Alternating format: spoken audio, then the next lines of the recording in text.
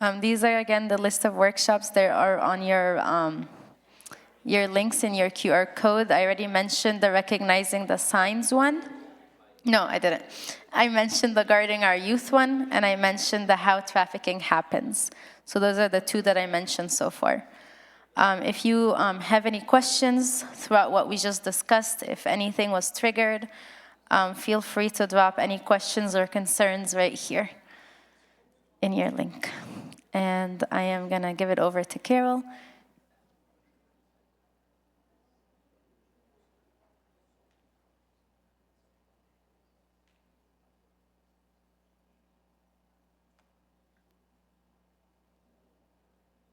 Okay, so we're going to talk about what happens now that you've kind of learned about all of this information, and I know we kind of put a lot on your plate with all the stats and kind of all the different scenarios and all the different situations, but now you guys have a lot more knowledge. So now that as you are going out in the world, if you think you saw something, so how can we first recognize it? What are some of the identifying factors that you can kind of pay attention to? And then once you recognize something and you see a situation that might be concerning, what can you do about it?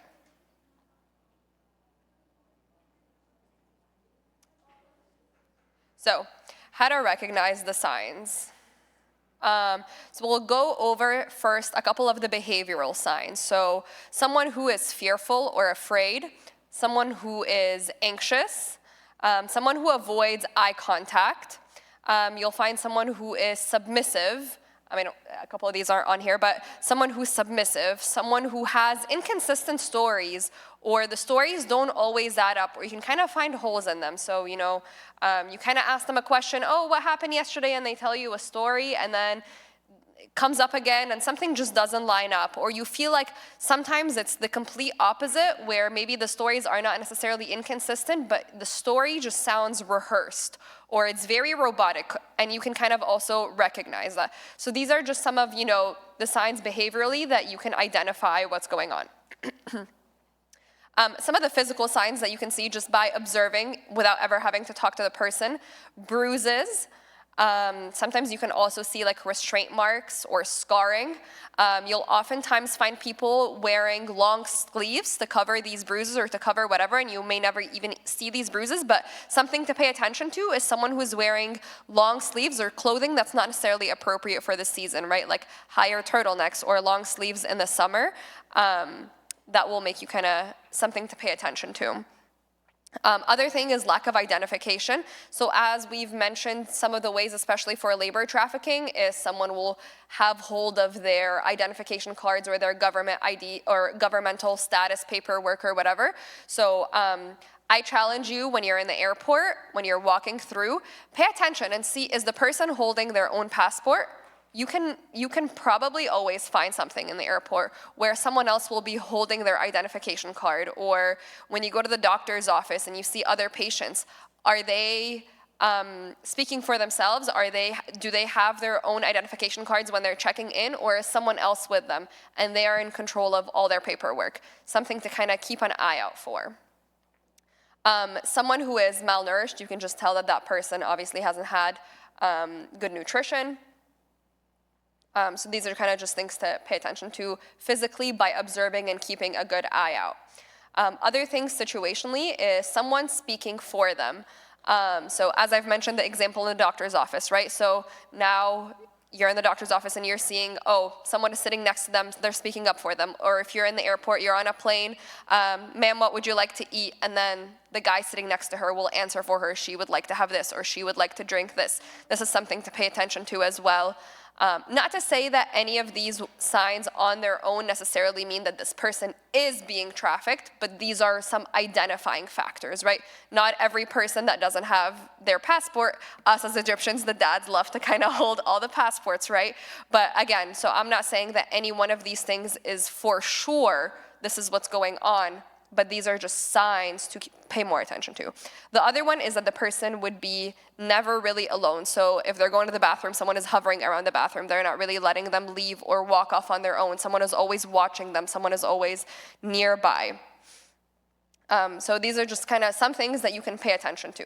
And now the question is, oh, here, we have a quick 1-minute video, and you guys can let me know what signs you can see just in this video. Oh. Please look at me. Please look at me and act completely normal. You got that? It's not pausing. Page.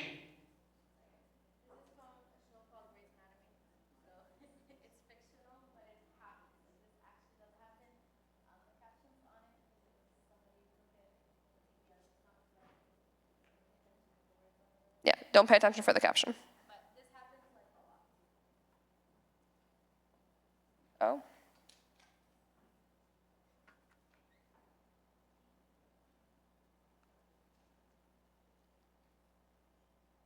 Not going back.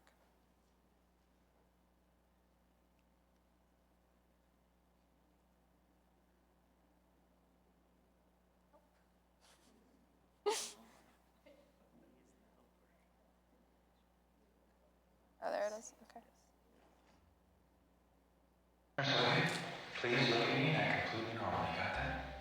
Page Street Bailey. Get a full set of labs for girl bed 3. What happened? She's reluctant to answer my questions. The instant normal topic for her. She fits the profile. Alright, we need to keep her here as long as possible. Human trafficking. Hey, Cindy, do you have any brothers or sisters? Just my Is this gonna help you figure out what she's got? And it's just a little doctor trick. You know, hospitals can be intimidating, so make small talk as a distraction. Just helps everybody relax. Can I go to the bathroom? Nurse lady can take you to the bathroom without you. Oh, I can help. Nurse lady will take her. You can wait here. Finally, look. The patient won't talk to me alone. And her aunt, she's either her aunt won't let her out of her sight. She's answering all the questions for her. They're calling her the patient. She's Delivery, you assured me that you were ready to return to work, and I trusted you. Please do not make me reconsider. I am telling you to stop. Okay. So were you guys able to spot some of the signs that work? I know the video moved quick, but what are some of the signs that you saw?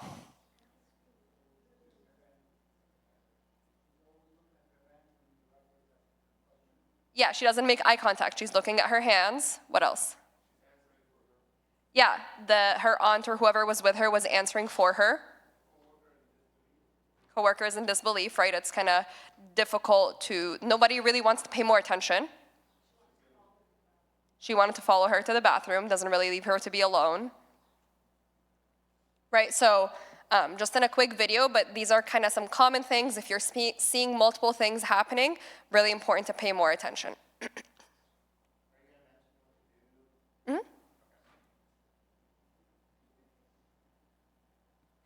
So one of the things that, if you are in a position where you can talk to the person, or this is someone where there's a possibility of having a conversation, right? So whether it's someone that you think might be a coworker, or someone where you're sitting next to them and there's a potential for a conversation, or whatever, right? So I'm not talking that you see something far away, and this is, at least for this moment, I'm not saying that you see something far away and you have concerns, but I'm saying that this is a potential for a conversation here. One, it's really important to first build trust, right? Especially if there's a potential for a friendship or someone that you may be able to talk to for a longer period of time.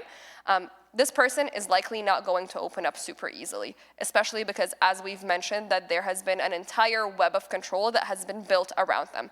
So the most important thing that you can do is to actually build trust and build a relationship, and to listen carefully. The other thing that you can do is to ask the right questions and to be able to identify. So I'll give an example in medicine, for example. So if you are a physician and you have a patient that walks into your office and you think that, hey, this may be, a whatever situation, one of the ways that you can do is first try to be creative to isolate the patient. So some of the ways that you can say that is, I don't know, urine sample, whatever, and then you isolate the patient and you try to talk to them. And then it's really important to ask the right questions of, do you feel safe at home? Is there somewhere where you can go? Is there an escape? So this is just, one example, but you can see how you can apply that to whatever scenario you are in. So if you are in an airport, If the female is able to kind of enter the bathroom stall alone, because obviously he can't go into the female's bathroom, are you able to kind of go in there and have that conversation as well? Whatever you can do to talk to the patient, or to talk to the person, kind of asking the right questions, and to be able to listen actively. If there is a potential for a longer relationship, then the trust is going to be really important, because eventually if that person is able to confide in you, they're not going to do that if there is no trust and if there is judgment, especially because trafficking and being trafficked comes with a lot of feelings of shame and guilt, especially in our Coptic community, right? There's a lot of shame and guilt, and we are very afraid of judgment. So the most important thing is to kind of alleviate at least the pressure of the judgment. Another really important thing is you might think, okay, well, this has nothing to do with me, like here we are at church, people are fine, whatever, but think about how you may be contributing to the problem without ever realizing. We have mentioned that some of the problem is isolation.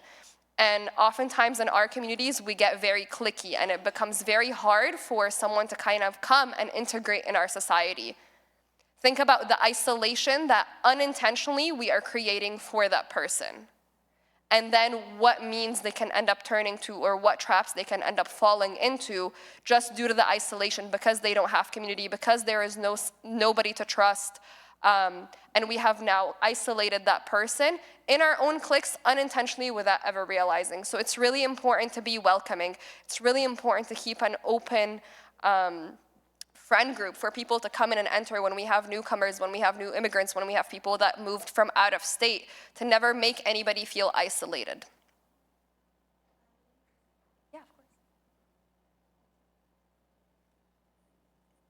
I think I'm going to talk in Arabic for ده القصة بتاعت إن الناس تحس إنها غريبة لما ناس جديدة بتدخل الكنيسة، وخاصة المجتمع بتاعنا. احنا بنتصاحب على بعض وندخل بيوت بعض ونعرف بعض كويس قوي، ولما يجي حد جديد بيبقى very nice ان احنا نرحب بالناس دي ونتكلم معاهم ونقول لهم عملتوا كارت كاسكو، انتوا عارفين مش عارفه ايه بيبيع ايه، ونقول الحاجات اللي هي الكومن دي، وبعد شويه ننسى الناس اللي جايه جديد دي. جم ما جوش، احنا لو انتوا انا معرفش في الكنيسه بتفطروا سوا وكده بعد القداس، الولاد بيفطروا، فتلاقوا الناس قاعدة جنب بعض كده، والجداد يا إما قاعدين لوحدهم يا إما كل مرة مع حد شكل، لأن هما ما دخلوش المجموعة اللي اوريدي موجودة. وبنلاحظ ده أكتر. يعني هقول لكم حاجة، يعني في فيرجينيا عندنا ناس كتير قوي بيدخلوا الكنيسة مش مصريين، يعني أمريكان هنود يتعمدوا يبقوا بارت من الكابتيك تشيرش، ويبقى الكنيسة فرحانة بيهم قوي في الأول، وبعد شوية إيه ما بيحسوش إن هم بارت من الفاميلي واللمة وخروجات العيد والكالتشر بتاعتنا إحنا different. فشوية والناس دي إيه تلاقيها خرجوا وانسحبوا وطلعوا برا. فدي لو يعني أنا مش بتكلم عليها على إنها حاجة culture thing، أنا عايزة ناخدها من ناحية كتابية. احنا كلنا بادي في الجسد بتاع المسيح، احنا كلنا ممبر في جسد المسيح، فمش هينفع ان انا اعيش باصص على نفسي بس وبفكر في نفسي بس ومش واخد بالي بقول ايه، لانه انا ممكن الاخر ده ما يحبش يقعد في قعدتي. لو كل القعدة بتاعتي مثلا بتكلم على حاجات تخصني، الاخر ما يقدرش يعملها. تخيلوا مثلا لو احنا قاعدين بتكلم على انا بقى مسافرة السنة دي هروح اصيف فين ولا هروح اشتري ايه، وانا بتكلم في مستوى عالي قوي، الاخر هيحس بالاحراج او انه اقل او مش هيعرف يشترك في الحوار. احنا لازم نبقى very sensitive. الموضوع ده is a very high level of sensitivity، ان عيني تبقى مفتوحة وبدور على الشخص الموجوع او الهاي ريسك. مش شرط يبقى الشخص اللي جاي لي ده واحد already abused ولا trafficked، ممكن يبقى high risk. والهاي ريسك ده يعني أنا حاسس إن العيل ده أو الأسرة دي ممكن عيالها تبقى هاي ريسك. فأنا الخطوات يعني وكارل بتحكي على إزاي يكون رد فعلي. طب أنا ما أعرفكيش، وأنا شايف إن أنتي في حاجة قلقاني عليكي، لو هي حاجة جوه المجتمع مش هينفع أروح لها أقول لها أنا حاسة إن أنتِ يعني إيه القطع اللي في إيدِك ده؟ مش هاقدر أعمل كده، ولو إن الculture بتاعتنا بنعمل كده، أنتِ تخنتِ، أنتِ خسيتِ، أنتِ مش عارفة عاملة إزاي. بس مش هينفع أروح لحد أقول له أنا شايفة قطع في إيدك والّا أنتِ خسيتِ أوي، ممكن أقول هيعمل إيه في الشخص ده؟ لو أنا رُحت لحد خلاص أنا قطعت ما فيش communication anymore. فلو أنا jump in someone boundaries فباعمل إيه؟ خلاص shut down. بس أنا ممكن target person, target family. لو الfamily دي high risk, how could I be like Christ? I wanted to be close to them. I wanted to have a relationship with them, with their kids. I wanted to find Sunday school teacher أقول لها this family I think they are high risk. Can we work together? So now if she's one of my friends' kid, then أقول لها you know Carl أنا I found another nail salon بيعملوا a nice whatever. I start a relationship. Then I can go further. So this is a target. This is not overnight. Unless بقى someone come to me وقال لي I've been in a horrible kind of traffic situation. Someone hacked my computer. I sent the wrong picture. This was just last week's situation. A high school kid sent a bad picture. And then stuck. She stuck عشان she sent like a very inappropriate picture to her friend and her friend sent it to another one. How can I go further? لو حد جالي, the first reaction is the most important one. Just إن أنا أرفع حواجبي كده, I lost it. If I'm بقى very emotional, like, يا نهار أسود, I lost it. I lost the conversation. خلاص, the first reaction, I lost it. But now, after you get all this information, now you prepare yourself. How is your heart to be ready to intervene and to react to someone in pain or trouble or high risk? And to add to that, to the point of building relationships, this is especially important for parents with their children, right? If the children are afraid of coming to talk to you, then you have already lost the battle before it starts. And it's very hard for me to kind of come up and say that as I don't have children, but as a child with my parents, right? If I don't feel like I can go and I share with them anything without being afraid of their reaction, then how are your kids going to come and trust you when something does happen? When they do feel like we might have found the solution about the Arabic and English. I know some of you want only English, some want only Arabic. But we found the solution and we'll let the experts say the solution, not me. يعني لقينا حل الموضوع العربي إنجليزي. فاللي عايز عربي هيقراها بالعربي, اللي عايز إنجليزي هيقراها بالإنجليزي. But here's the solution.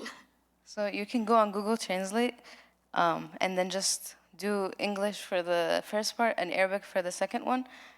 And then you're going to click on the... So هتروح على جوجل ترانسليت وتحطوا انجليزي في اول واحده وعربي في تاني واحده وبعد كده تدوسوا على الميكروفون وهو لما حد بيتكلم هنا ممكن تقروها بالعربي. يعني انتوا فهمتوا القصد ان انت لو اخترت جوجل ترانسليت لو لو هي بتتكلم انجليزي هيكتب انجليزي وهيديك النص التاني بالعربي. خلاص؟ لو هي بتتكلم عربي it will write Arabic and give you the English. So if you need help we can help you with that. بس يعني كده I think حلينا المشكله. Okay? Thank you.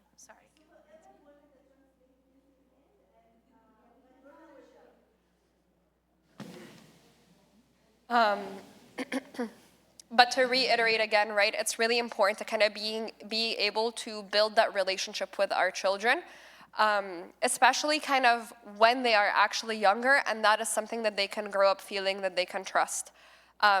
For example, right, we have talked a lot today about pornography. If it happens to be that this is your child, if they feel like this is the most shameful thing under the sun, that I cannot under any circumstances have my parents find this out, then that child is trapped because it is an addiction. And if they feel like they cannot come and seek help in you because of your reaction and they are so afraid of what mom and dad can do, then how can that child ever find a way out? But if they feel like I am struggling with this and I can go and talk to my parents about it, and then it can be, I will do everything in my ability to help and support you, get you out of it. Let's talk about what controls we can add. And it can be a supportive process rather than a judgmental process. This can be one of the ways that you can help your kids come and open up and help them come and share when something concerning is going on. And this also applies for Sunday school, right? If I'm concerned about one of my kids in Sunday school, if I don't have a relationship with that child, there's nothing I can do about that situation. It can be just as simple as disciplining a child in Sunday school when they're acting out. One of the rules that we have in our classroom back home is if you don't have a relationship with a child, you don't discipline them. So if a child is acting out, I'll wait for the servant that has that relationship with the child to discipline them. But you can take that and apply it much broader, right, to when there is concerns and problems. It's the same exact idea.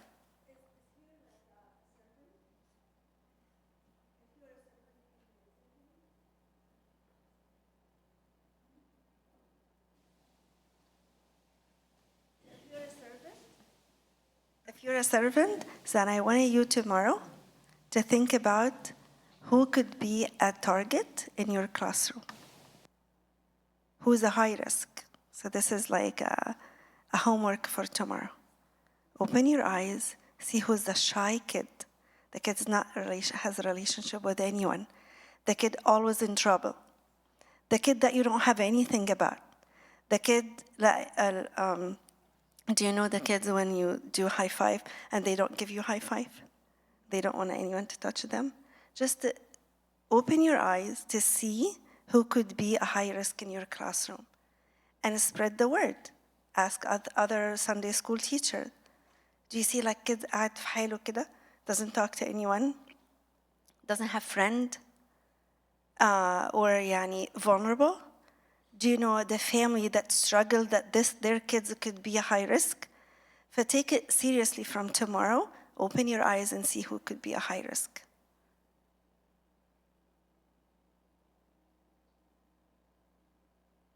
Okay, so now you have concern about a situation. What are you going to do about it? So there is the National Trafficking Hotline. The number is here. You can also Google it. I recommend kind of just saving it. If you're ever in a position where you are concerned about something, first of all, if you are concerned about your safety, do not involve yourself, especially if it's something that is far removed and you don't think you can have access to that person or have that conversation. Do not put yourself in danger. We've talked about kind of where you can start if you think you can have that conversation, but if you can't, this is what you can do. Go ahead and call the National Human Trafficking Hotline. This hotline is connected to every police department in the country. And as kind of, we had John standing here a little bit and chatted with you about how maybe not all police officers fully know how to assess whether the situation is trafficking versus not. And this is where the National Human Trafficking Hotline will come in, because they have specialized teams in every station that know how to address this. You can go ahead and tell them, be as specific as you possibly can be. So as many identifiers, like be very observant, give descriptions, like what you think ages are, what people look like, what people are wearing, what is going on in the situation, as observant as you can be as specific as possible. Let them know the location, and they are going to go ahead and send a team of special, like they're going to connect to the local department nearest to that area, and they're going to send a team of specialized police officers, and they're going to assess the situation. This is a very intricate web of problems, so this is just the first place to start, and they also then have a lot more resources of what to do to kind of help in that situation, whether that be therapy or whatever else. They can kind of also help connect that person with all these different things. You can just give that call if you have a suspicion. You don't have to be right about it. You don't have to know anything. It could just be a thought that crossed your mind, but if you ever have that concern, that's the time you can make that call, and they're going to investigate it further. You could be completely wrong, and that's okay. It's better to make the call and it turn out be nothing rather than miss something that might be something.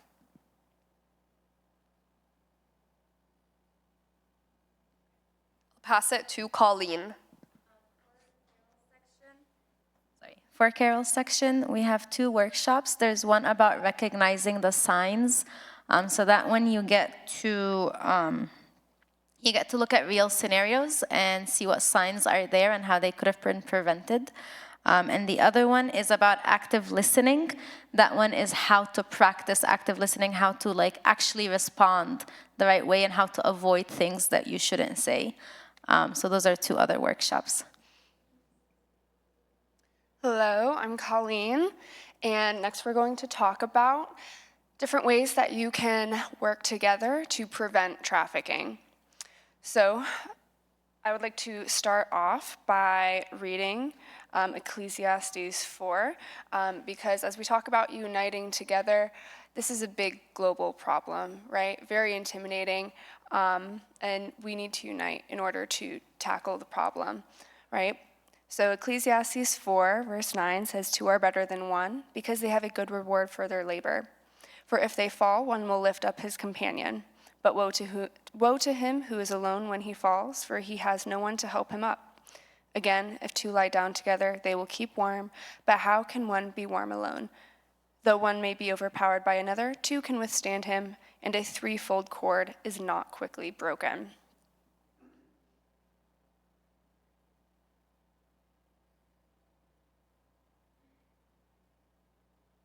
Okay, so first I want you guys to all stop and think about the different spheres of community that you guys have in your life. So we have our family community, our church community, work, in your local neighborhood, and maybe you have more than that in your life. So think about these different spheres of your life and how you can unite together in those different communities to work against trafficking and even prevent it if you can. So the first one that we're going to talk about is individual protective factors. Excuse me.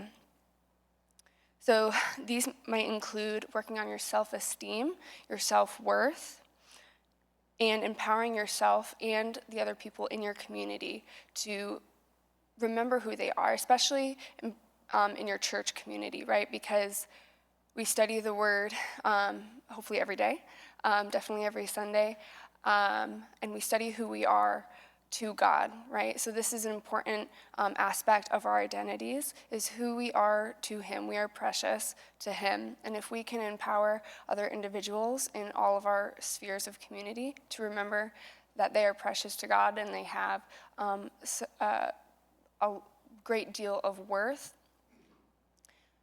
knowing that is going to reduce the risk of someone putting themselves in harm's way, right? So self-worth is very important. And also education. Maybe we have a few people here who work at schools, some servants who work here at the church.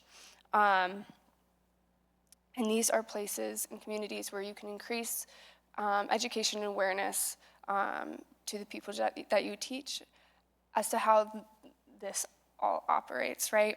But equally as important is using education as a strong avenue toward stable workforces, right?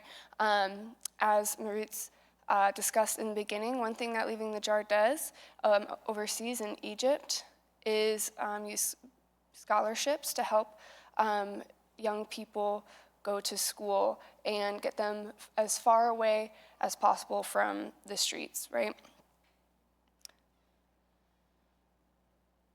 Next, we're going to talk about family and community support. So this one is huge. As we've talked a lot so far in this session, is that a lot of these issues start in the home.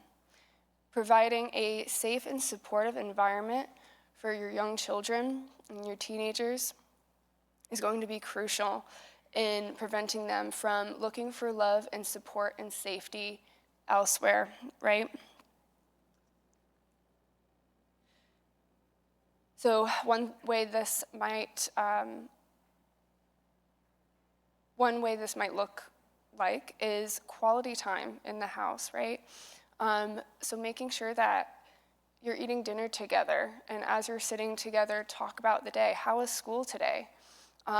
just creating a trustworthy environment. And I think it was Carol who was talking about making sure that your reactions to your children's voice, your children's decisions, what your children decide to do and say, that you are creating a safe environment for them to build a trusting relationship with you. And also be mindful that in your home, repairing situations is going to be crucial as well in creating that trustworthy relationship. If you get into an argument or you have a long-term issue in which you're consistently getting into arguments, always remember forgiveness and how far forgiveness can go in creating a safe space for your child. I think back to the story that Brian told earlier of the father and the daughter who went to the basketball game, and she went to the bathroom. Better? Okay. She went to the bathroom and walked out with another person. You know, it seems like a normal situation, dad and daughter going to a game, but you have to think, you have to wonder, how is it that that young girl walked away with a different person? Did she not feel safe with her father? Were they having long-term issues in which neither one of them were working to resolve?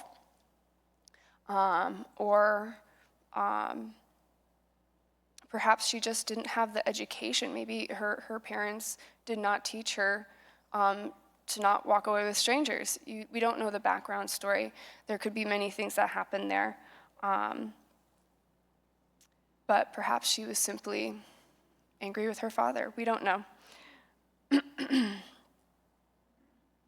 And of course, community support is equally as important outside of the home.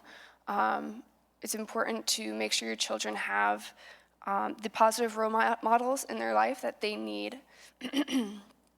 This might include a school counselor, a therapist, a church leader, right? Again, servants, elders, making sure that your children are participating in the youth groups here at church and extracurricular activities at school, having that environment with peers, their own age bracket, that they can relate to and talk to about their issues and their struggles is very important. So again, they're not isolated, right? Because we talked about how isolation is a risk factor. So having trusted adults in your child's life is going to be hugely important in preventing them from finding safety and trust in the wrong people. In addition, there are societal and systemic factors that play into preventing trafficking. The first one being strong legal protections. So there might be a few of you who work for law enforcement here or governmental affairs, but most of you probably don't. But that doesn't matter. You can still be a part of the legal protections for vulnerable populations as just a member of society. One thing you could do is write letters to your local counselors. For example, if you notice that there is a vulnerable population that doesn't have legal protections, you can take action in that way. You can also take action through public awareness campaigns and making sure that you have the National Trafficking Hotline number as a contact in your phone and sharing that with other people who may not as well. And lastly, you can work to prevent trafficking together by fostering empowerment through, let's say, decision-making skills, teaching your children how to make good choices. Again, this goes back to, the girl at the basketball game. Why did she not make a good choice in that moment?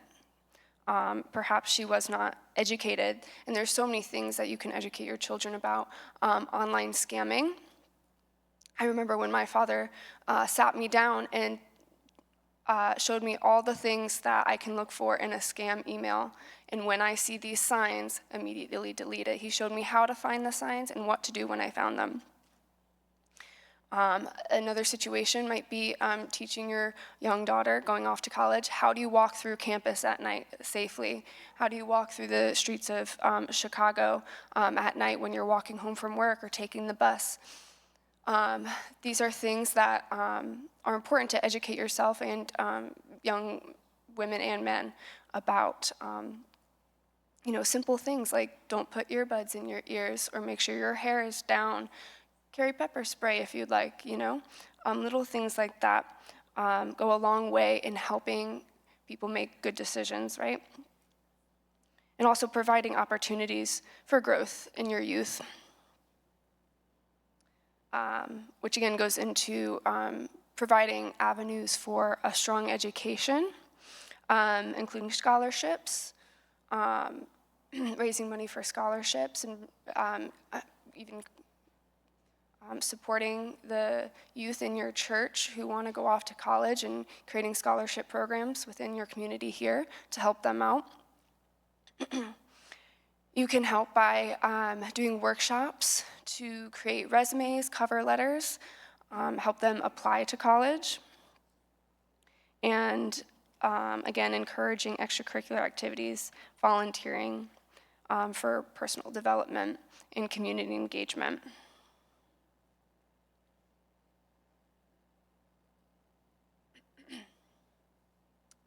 So now that we've talked about different ways you can unite together in your communities, now we're going to be talking about how you can take action in specific ways. And there are two main ways, or categories, if you will, in which you can take action. You can take action through your voice, by spreading awareness, and taking action with your hands by doing things in your community. So just a few examples of things that you might be able to do. Form an anti-trafficking task force, like Leaving the Jar. You can partner with local organizations like safe houses or shelters. Again, a threefold cord is not quickly broken. You can train your mission teams to be prepared for the country that they're going to, or the area maybe they're going domestically as well. But if you know that your mission team is going to a new country, it would be helpful to do some research on that country. Do they have a national trafficking hotline? What popular ways does trafficking present in that country? Is it familial trafficking, which I know is a very popular way of trafficking in countries of great poverty? Families are just trying to provide food for their children, so they will sell their children as young as 2-3 years old just to provide food for their family. So research what the trafficking patterns and tactics are like in the country in which your mission team is going, and prepare them to spot the signs and what that country's protocol in tackling trafficking would be. What's the hotline number?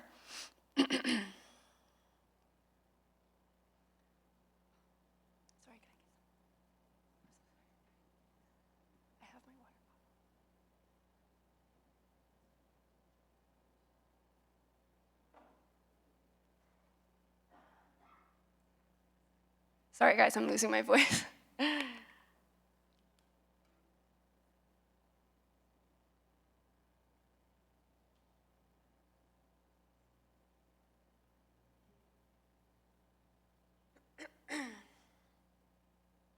And here locally, in your church, you can engage your men's ministries. So, as we've learned today, one of the primary targets in consumers are men, right? Those are who are consuming pornography the most, but women are also not immune to this. Women are consuming pornography as well. Women need to be just as much educated and prepared to not go down that road. For example, there is a website called OnlyFans. I don't know if you heard of it or not, but this is a website where many women make millions and millions of dollars off of presenting their own body, selling their own content, explicit content online, right? So engage both your men's and women's ministries here in the church, and keep each other accountable. Accountability goes a very long way towards biblical purity. And again, just making opportunities available to have vulnerable and trustworthy conversations with one another. If you are struggling with something, go to your trusted friend or your trusted leader, and you can talk about how you can move toward biblical purity, right?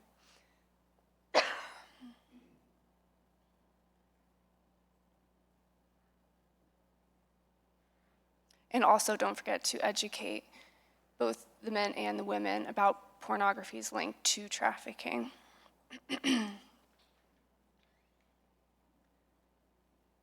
Another thing you can do is encourage ethical and consumerism. This more so has to do with labor trafficking. So promote fair trade products and encourage businesses to avoid forced labor in their supply chains. Also teach internet safety. Again, that goes back to, just perhaps hosting a workshop here at the church or in whatever community you'd like, to teach the youth about how to engage with the internet in safe ways.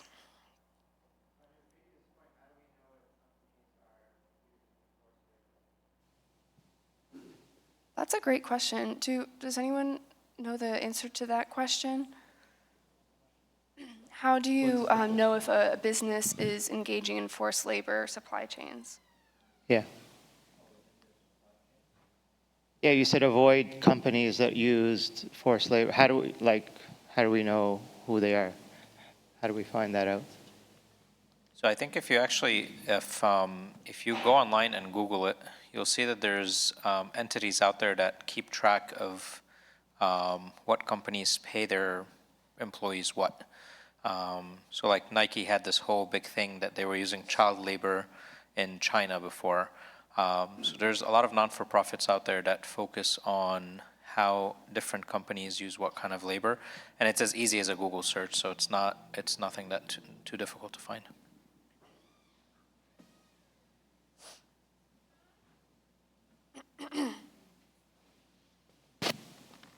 So this one is very important. Provide safe spaces for vulnerable youth and for victims and survivors, which is a better word to use, actually. Especially here in the church. You can start here in the church. Survivors who have come out of it are really just looking for a place that doesn't feel strange to them, where they can find relatability, where they can find people who want to welcome them and won't judge them, right? So that's going to be very important in helping people who want to find their faith again, right? Also, you can support foster care and adoption. So I think this was mentioned before, in which a lot of trafficked youth are involved in the foster care program, both before and after. So this looks like a child who is being trafficked by a family member, a guardian parent, and is removed by Child Protective Services into the foster program. And vice versa, this looks like a child who's put in the foster care program and trafficked out by their foster parents.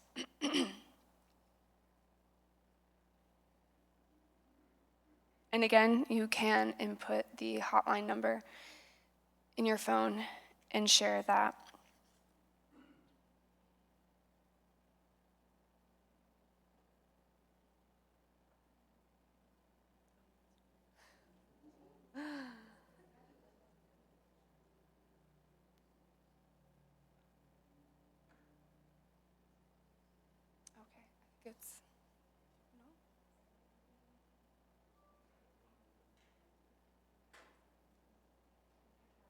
Okay, I think it's I think with that, we are done with the big talking part.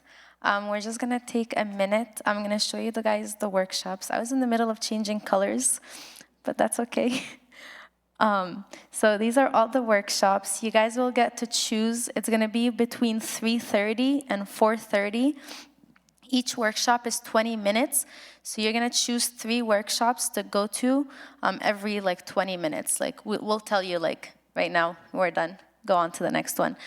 We didn't do like a sign-up thing. You guys just go to the rooms. So these are the different ones. I listed the rooms, so you guys can take a minute to look at it here, because I'm struggling. And the rooms are listed, so there's recognizing the signs, active listening, internet safety and porn, how trafficking happens, and the last one is the one that Colleen just presented on, is coming up with solutions for your community. So they're all very hands-on and they're all very fun, in my opinion. So those are the workshops. Just think about which 3 you want to go to. For now, we have about like 10 to 15 minutes before we go on our break. If you guys have any questions that you would like to ask right now, we can have a question and answer session, or if you would like to submit a question anonymously, you can do the form. But we have 10 to 15 minutes right now for any questions. Yes. And we have everybody here is gonna answer. So it's not really a question. It is something that Brian have mentioned yesterday to the high schoolers. And maybe it is something that it's good to be shared also with the parents about the AI and the picture and what you recommended yesterday for the youth. Maybe if you would like to share it also with the parents. Thank you for bringing that up. I promised to Sony and Manal that I wouldn't get too dark with this, and this is one of the darker sides of it. But she's right, it is good for parents to know this. If you pay attention to the news at all, you hear lots about artificial intelligence becoming a bigger and bigger thing online. And one of the things that artificial intelligence has the ability to do, and is getting better every day, is to do basically fake pornography. And I mean fake as in taking a picture off of a young girl's social media account and superimposing that face onto a porn film and distributing it on the internet. Depending on whose estimates you listen to, it's between 40 and 70 million downloads of child sexual abuse material every year on the internet, and a lot of that is driven by AI. It can be done through social media. There are apps that people can use to do this, and AI is becoming more and more prevalent because it's another way to take that dark fantasy even further. So it is another thing to understand about what is accessible with media content and in the internet. You're actually entering a time period now where the legal system is trying to catch up to what AI is allowing to happen, right? So child pornography is illegal, but AI-generated child, like the legal system's still trying to figure that out. Like, is it illegal? Is it not illegal? How do we charge someone with it? If this is not an actual child, does it become illegal? The fact that you have the 3D goggles that you can wear and you're actually like in a room with someone, right? If it's AI generated versus someone else that's online that's in that room with you, that is taking an avatar on versus themselves. So there's like a gamut of things that the legal system is trying to catch up with. But I think as parents and as people in the community, we need to like educate ourselves on all the newest technologies so we understand what the possibilities of evil are out there.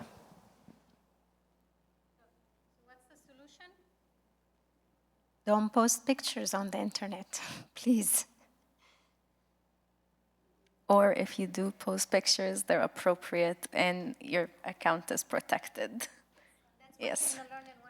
Yes. By the way, just so we're clear, there is no such thing, and I'll just say there is no such thing as your account is protected, because as soon as your picture hits someone's server, you've automatically given them the right to use that picture. So even if they don't use it for something nefarious as sex or whatever, anything else, they still use your face to train their algorithms. They still use every part of you to, like, any picture that you put on Apple, on your Apple account, any picture that you put on your Google account, there's, if you've ever read the fine print, it gives Google, Apple, any of these companies the ability to use the pictures to train their AI modules.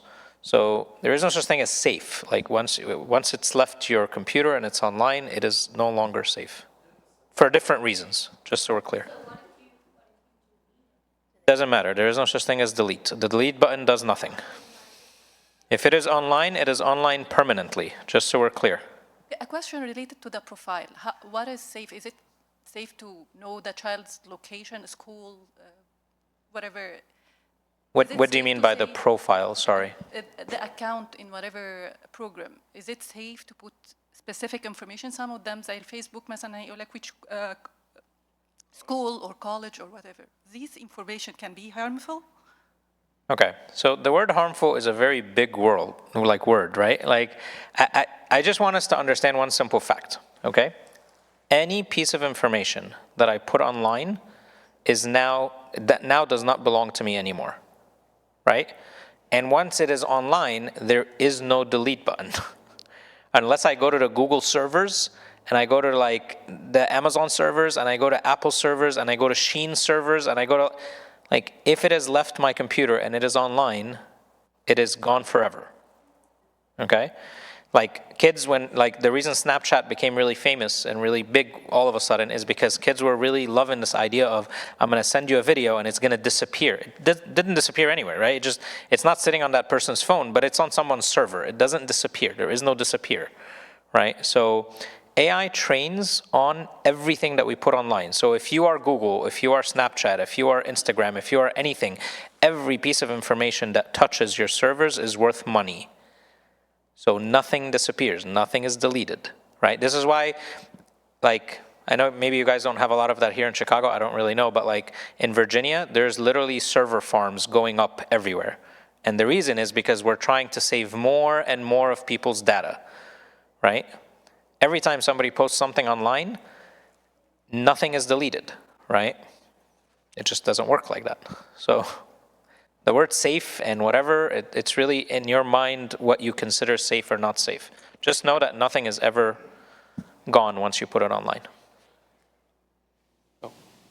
Well, okay. Question I just wanted to add one more thing that I forgot to say in relation to what John was saying, is when he mentioned training their AI, that goes back to what another thing that I said to the teenagers. It's training the AI, and the AI is looking for patterns. And if you linger on a video or a picture for a while, it actually can go so far as to track your eye movements on the camera that's staring back at you from your phone or your computer. And what the algorithm learns is what you're interested in, and it feeds more and more and more. That's a lot of times where the online addiction comes from. You don't even know what's happening. And for younger people especially, and I said this to the high schoolers, it's not that you're stupid. It's not that you're not smart. It's not that you can't protect yourself. It's that you have no idea you're in trouble until it's too late, because maybe you don't have the experience, maybe you don't have the knowledge of what is going on behind the scenes. And so when he mentioned training the AI, that's what he's talking about, is if you linger for a second on something, it thinks you like it and it gives you more and more and more. And before you know it, you're down a very deep and dark hole that you never intended to go down. Let me just give you a quick example, and then we have a question back there. When they did, Google a few years ago introduced an AI engine into the internet. I think it was Google. And within 7 days, they had to shut down everything that had to do with that AI engine, because what they did is that they put it out there with no parameters. And by day 7, the AI engine was suggesting like ways to murder and ways to rape people. Right? Because what this AI engine did is it went out and just learned what was online. And the vast majority of online is violence and sexual predators, So what it was learning is that the norm is to figure out new ways to kill people and new ways to rape people. So, and really quickly they had to like shut it down, and they physically had to unplug it because there was no other way to do it, right? So AI training is a real thing, right? We think of ChatGPT and all these cute little things, but there's other ways that AI gets trained as well. Yes, back there. So you guys are doing amazing work and good service. It's really beneficial for us.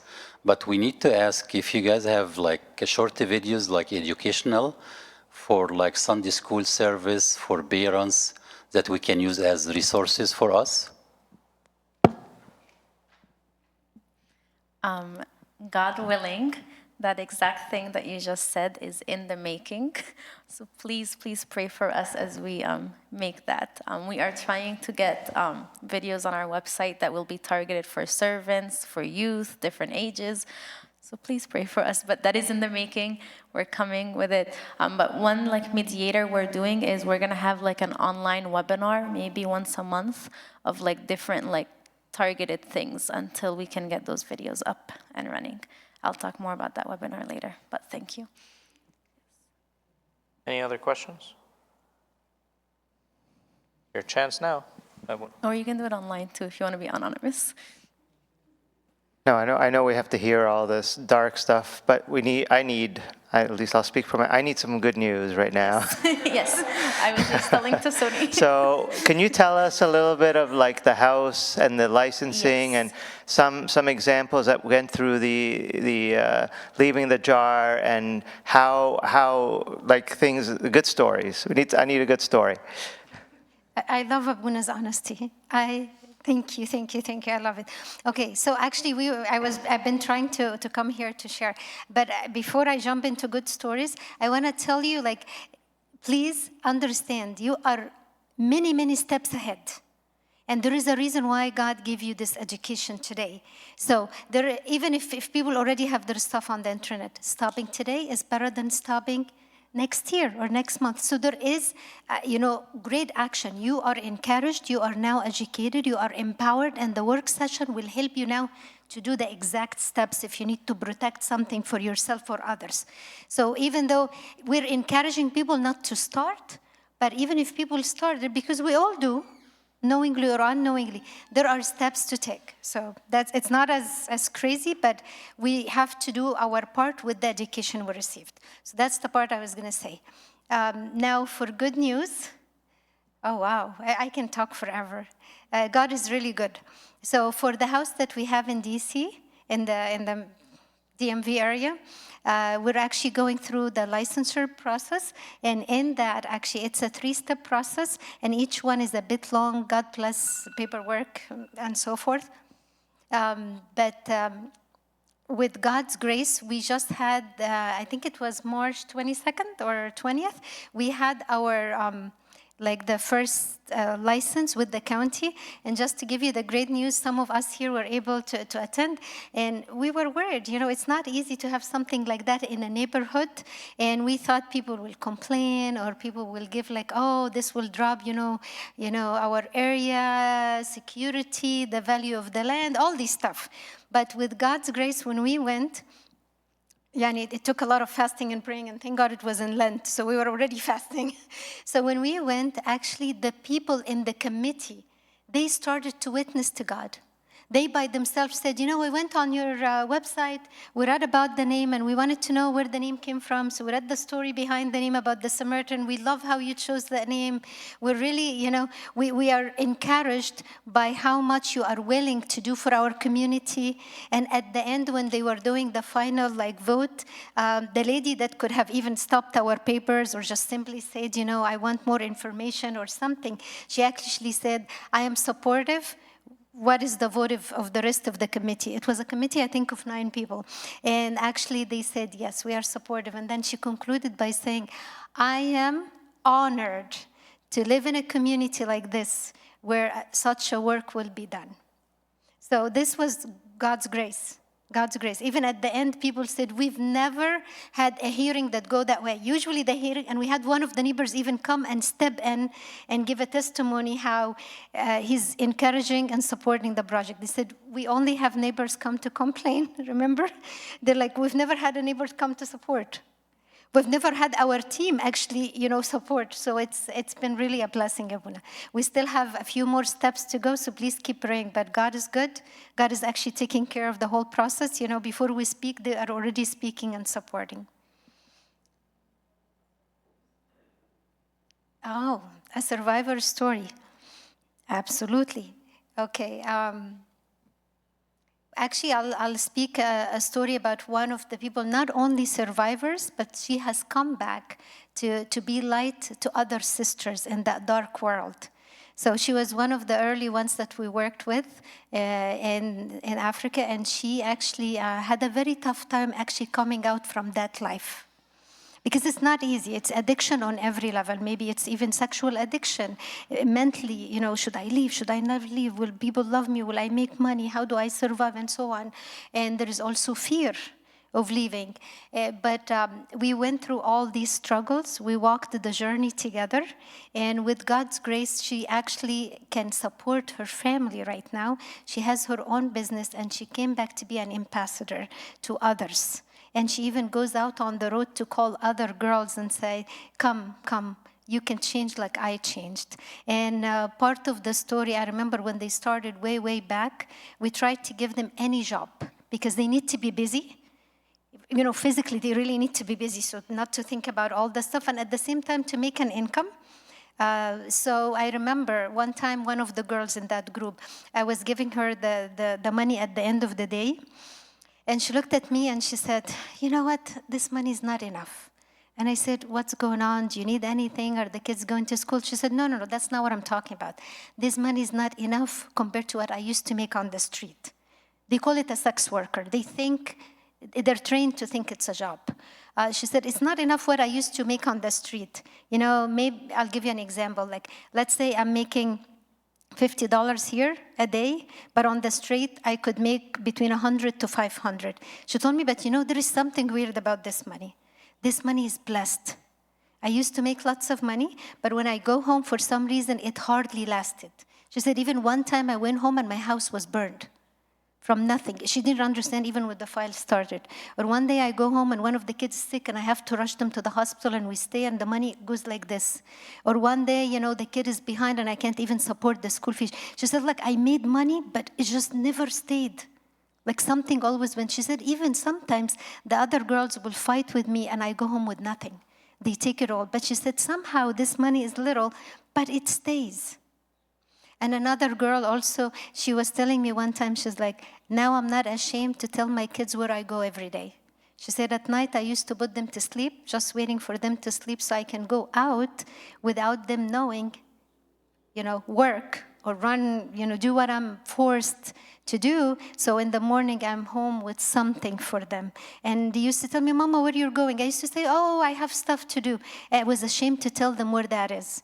But now I'm not ashamed. Even if all I do is sweep or clean cars or, make something, small cakes to sell on the road. But I am not ashamed. I'm proudly telling my kids that I am doing ABC because now I don't have anything to be shameful of. So there are a lot of success stories. Hope is there. I can share one more. Do I have time? I'll share something actually about Egypt. One time when we were doing this scholarship, one of the girls, actually, she had no hope. Her grades were amazing, and she could have made it into med school. But her dad looked at her and said, we have no money. You cannot go to medical school. And your brother is also needing money. So she went from medical school to nursing. That's not bad, but the situation changed. So she started nursing. She did one of the year, I think, right? Or one term. The professional part, Mahad? Yeah, not even, yeah. So it wasn't even like the degree. It was like a community college. So she hasn't even gone into the program. But also they paid the first time and they couldn't pay again. So her dad said, I'm sorry, there is no money for the next, school year. You have to stay. We can, get a job, and now, this is the age a lot of people are coming to ask for you, this guy is good, so she looked at herself and she's like, my life is finished. I can't make it to med school. I can't make it to nursing. I can make it to nothing. I can't even get any degree. I can't get a community college. And she knows that her family is struggling, so she can't do anything about it. So she couldn't take it, and she really wanted to end it all. But around that same time, she heard from other kids about the scholarship. And our program is fully automated. Like, they don't have to fill paperwork. They don't have to go and ask anybody for help. It's all online. So we send them the link. So one of the girls sent her the link, and she said, fill this. I heard, this scholarship is good. And she said, what's a scholarship? So she filled it. But, when depression hits, she was feeling worse day by day. And one of the coordinator called her, and she said, the girl was crying basically, and she had a plan that day that nobody knew about. So one of the coordinator called her, and she said, I don't know, I'll call her Manal, okay? And she said, Manal, how are you? And so on. I have something to share with you. Did you go in? Did you put your password and check the application status? She's like, no, I didn't. And she's like, why not? Look at it. And she's like, why? What's going on? She told her, you got approved. I want to confirm your phone number so we can send you the money. So even the money, we send it on the phone. So really, they don't feel like they have to beg for their help. It's very, dignified, very respected. And the girl cried uncontrollably.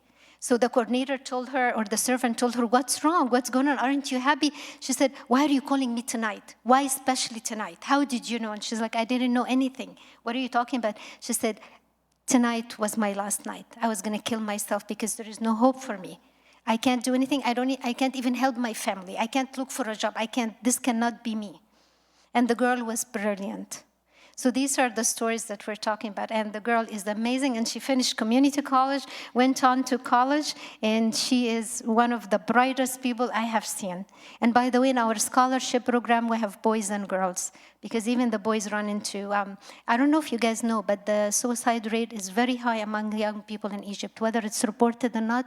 But not only in Egypt, but in many countries where what's the word I'm looking for? Where there isn't much future and hope. Let's just put it like that. But thank God, we meet amazing people, and it's so amazing to see the future and the greatness that God opens for them. Yes? Oh, how do we get our funding? Okay, I don't know. I'm not the good one to talk about this, but I think God provides. It's through support, through donations. That's it. Yeah.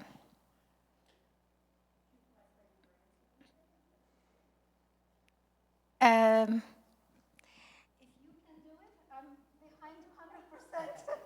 I think it is kind of a hard process, but if anybody's, we would love to have you be part of our beautiful volunteer groups. We have volunteers in many states and many countries. So if any of you are capable to help us with that piece, we'll be very grateful. Because the service is growing way, way, way bigger than we're imagining, and very fast. Thank God. Yes.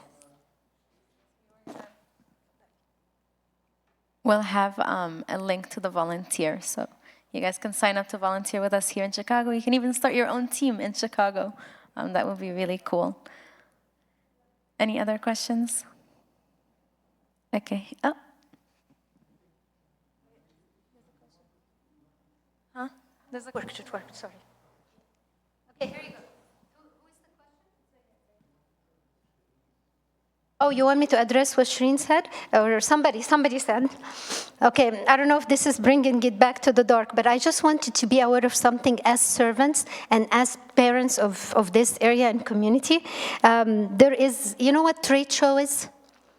The trade show, al-Ma'rad, I don't know how you call it in Arabic, but yeah, something like this. So there is a trade show, believe it or not, for the pornographic world. Okay, and they tour the US, and they are very strong and very popular, and actually it's taking place in Chicago. So I just wanted you to know, because you'll find billboards, they have advertisement everywhere on the net, they have advertisement physically, and it's actually very popular. It's happening next weekend. So I want you to know, as servants and as parents as well. They came to our area, like I think in November and December. So they go at least 4 times a year, almost every quarter. They're in a different part of the US and they're very popular. People will pay tickets to come and attend. There are lines. There is another beautiful organization as well that we know them very well, and they go actually and they set a table. They were allowed, you have to apply to even be able to put a table there. So they set a table there, and the title of the table is Jesus Loves Sex Workers. So that's another light, Abuna. Jesus loves sex workers, and they sit there, and people surprisingly, they say, what is this, what is this? And sometimes they come and, just listen to how much Jesus loves them. And later on, slowly by slowly, some of them, when they're ready to seek help, they come. But definitely, yes, some people are able. We pray for them. When we know they're in a certain area, we try to definitely pray for them, read the Psalms, and just ask God to protect that week. But you need to be aware they're here in Chicago this coming weekend, unfortunately. And they make a lot of money. So it's looked at as a business, as an art, unfortunately. So they're given license to go ahead and set tables, and there are vendors who come from all over to present their products and their things. Think about it as a business vendor. This whole evil remember the web? It just intertwines together, and they try to give it a different shape. But it's, sorry. Yeah, I totally understand about the hotline, and someone can take action and call the hotline, and I understand too that the police will be involved in it. So I have a question. How does a youth who's in trouble reach out to you directly? Because if he's in trouble, I'm just thinking of short story of a mom who was raising awareness last week because her son, he committed suicide because of something like this. He was abused on the internet, and he was not able to tell his mom, and he was not able to tell his dad. They are separated, so life is already hard on him. So he sent his mom a text. He said, I love you. And then she woke up and she asked her dad, where is he? He told her, I cannot find him. And then they found that he committed suicide, and they got the whole story, but it was too late. So is there a way that the youth themselves, they can reach out to you if they cannot reach out to their mom or dad, or no one saved them? Please, if you can take a time, this was part of the conclusion at the end, but you're bringing us now. After the workshop, we'll come together and we'll give you action points that are easy. But for now, please take out your phone. I think this is important. Please put the trafficking hotline on your phone. It's not bad to have it. It's a phone. Save it. Save it. Don't even take a picture, because you might look for the picture after 10 months, you won't find it. Just put it in. Save like you save somebody's number, 1-888-373-7888. And then also save our number, please. Okay?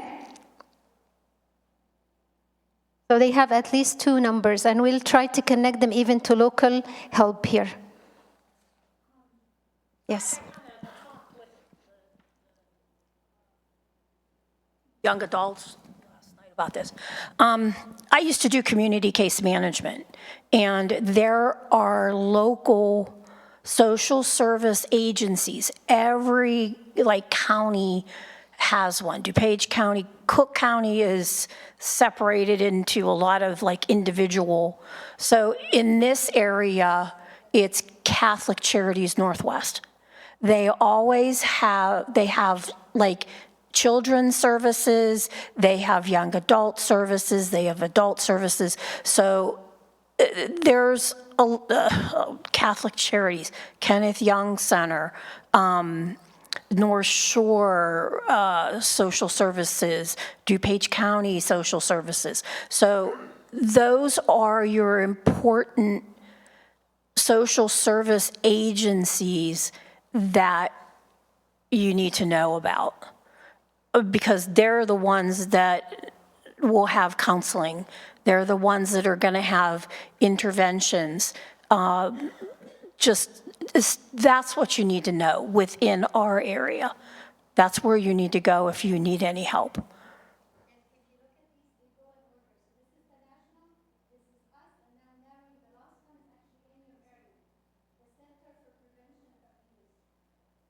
That's the local one right here. I think we need to Google it to get the number. Because when we saw it, it was just on the internet. We were trying to research resources before coming. Who else? Hi, my name is Yuanna. I walked in a bit late, but I'm just curious to know how your service started. Like, what ignited the passion for you to start this up, and what steps? This is a bit organizational, but what steps did you take to actually start doing something and not just talk about it? And then going into Egypt and Africa and not just here.